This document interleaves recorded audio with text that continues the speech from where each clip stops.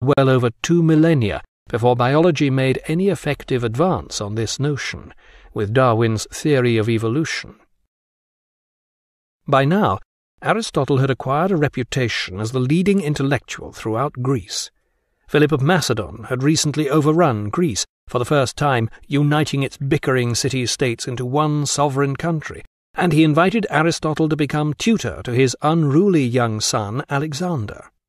As Aristotle's father had been personal physician and friend to Philip's father, Aristotle was considered one of the family, and he felt obliged to accept this regal offer. Reluctantly, he set out for the Macedonian capital of Pella.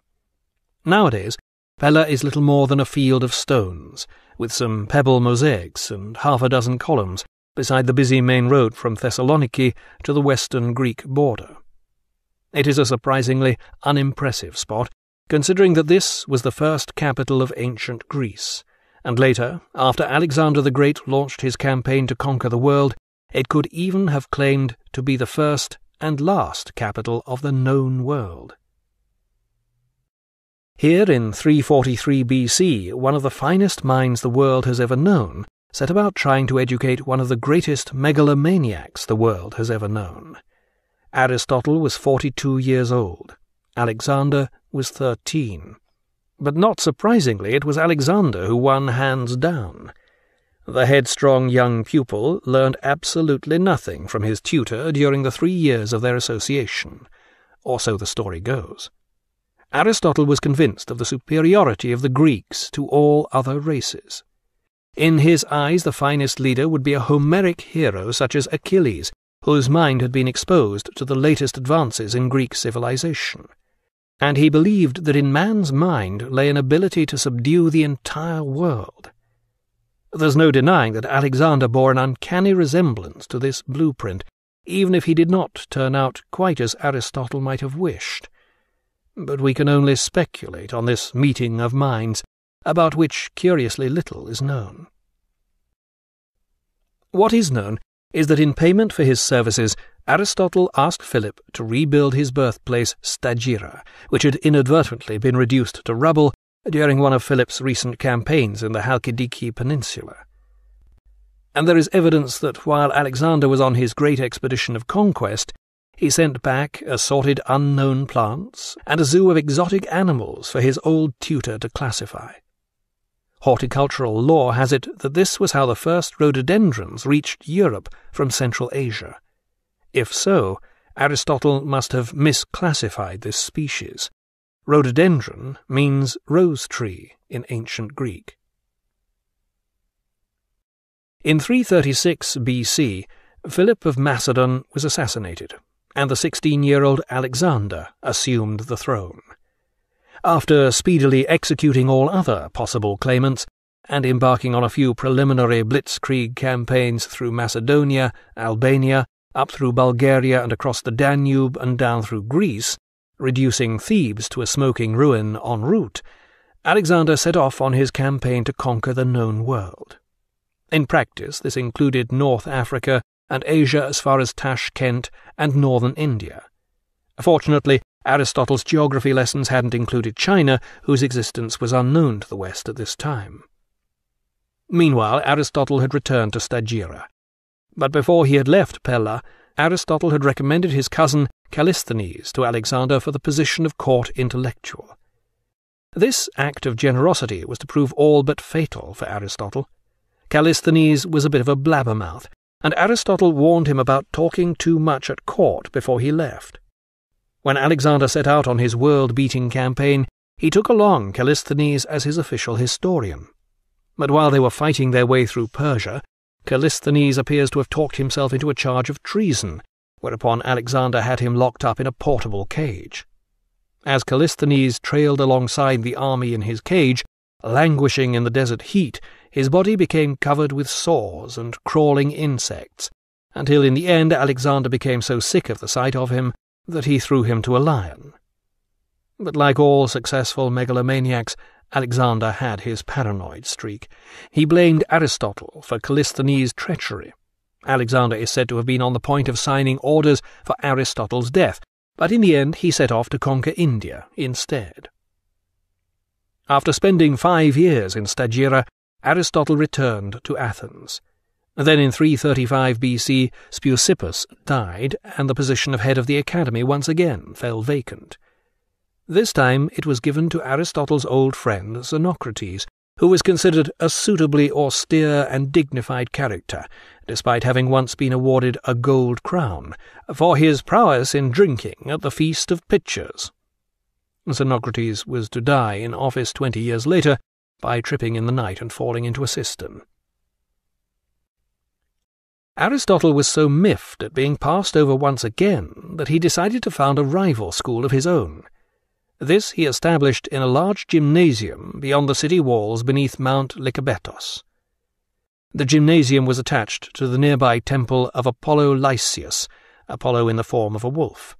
Thus Aristotle's school became known as the Lyceum. The name lives on to this day, most appropriately in the French word lycée, though precisely why Aristotle's great school should also be commemorated in the names of ballrooms and theatres is not so clear. Aristotle's original Lyceum certainly taught a wide range of subjects, but ballroom dancing and acting were not to achieve full-fledged academic status until the 20th century in the American Midwest. The Lyceum was much more like a modern university than the academy. A new leader was elected to the student council every 10 days, separate faculties competed for students, and occasional attempts were even made to institute a schedule of classes. The Lyceum undertook research in the different sciences, passing on its findings to the students. The academy was more interested in giving its students sufficient grounding in politics and law so that they could become future rulers of the city. The Lyceum was the MIT, or even the Institute of Advanced Studies, of its day, whereas the academy more resembled 19th-century Oxford or the Sorbonne. The differences between the Lyceum and the academy aptly illustrates the differences between the philosophies of Aristotle and Plato. Where Plato wrote The Republic, Aristotle preferred to collect copies of the constitutions of all the Greek city-states and select the best points from each. The Lyceum was the school that city-states turned to when they wished to have a new constitution written. No one tried to set up the Republic. Unfortunately, Aristotle's exhaustive study of politics had already been rendered practically redundant by none other than his worst pupil, Alexander. The face of the world was changing forever. Alexander's new empire was bringing about the end of the city-state, much as today continental confederations may well bring about the effective end of the independent nation-state. Neither Aristotle nor any of the galaxy of intellectuals gathered in the schools of Athens appear to have noticed this great historical change, an omission on a par with 19th-century intellectuals from Marx to Nietzsche failing to foresee the supremacy of the United States. Aristotle gave his lectures at the Lyceum while walking with his pupils, and hence his school of followers became known as the Peripatetics, those who walk up and down. Some, however, claim they received this name because their master gave his lectures in the sheltered arcade of the gymnasium, known as the Peripatos. Aristotle is credited with the founding of logic. It was over 2,000 years before a logician of similar calibre was to appear. He was a metaphysician almost on a par with Plato, and he surpassed his master in both ethics and epistemology. Despite this, Plato has the edge on him as an originator. Aristotle may have come up with the answers, but Plato was the one to see the basic questions which we should be asking in the first place. Aristotle's most significant achievement was in the field of logic. To all intents, he invented this subject. Aristotle came to see logic as the foundation on which all learning is based. Plato had understood that knowledge could be discovered by dialectic, conversational argument by means of question and answer, but it was Aristotle who formalized and advanced this method with his discovery of the syllogism. According to Aristotle, the syllogism showed that when certain things are stated, it can be shown that something other than what is stated necessarily follows. For example, if we make the following two statements, all humans are mortal, all Greeks are human, it can be inferred that all Greeks are mortal. This is logically necessary and undeniable. Aristotle distinguished between different types of syllogism involving negatives or limited cases, but they all had the same basic structure. And last capital of the known world. Here in 343 BC, one of the finest minds the world has ever known set about trying to educate one of the greatest megalomaniacs the world has ever known. Aristotle was 42 years old. Alexander was 13. But not surprisingly, it was Alexander who won Field of Stones, with some pebble mosaics and half a dozen columns beside the busy main road from Thessaloniki to the western Greek border. It is a surprisingly unimpressive spot, considering that this was the first capital of ancient Greece, and later, after Alexander the Great launched his campaign to conquer the world, it could even have claimed to be the first, and he invited Aristotle to become tutor to his unruly young son Alexander. As Aristotle's father had been personal physician and friend to Philip's father, Aristotle was considered one of the family, and he felt obliged to accept this regal offer. Reluctantly, he set out for the Macedonian capital of Pella. Nowadays, Pella is little more than a hands down. The headstrong young pupil learned absolutely nothing from his tutor during the 3 years of their association, or so the story goes. Aristotle was convinced of the superiority of the Greeks to all other races.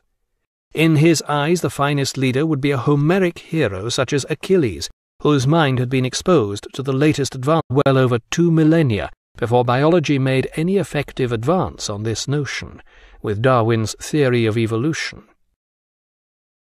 By now, Aristotle had acquired a reputation as the leading intellectual throughout Greece. Philip of Macedon had recently overrun Greece, for the first time uniting its bickering city-states into one sovereign country,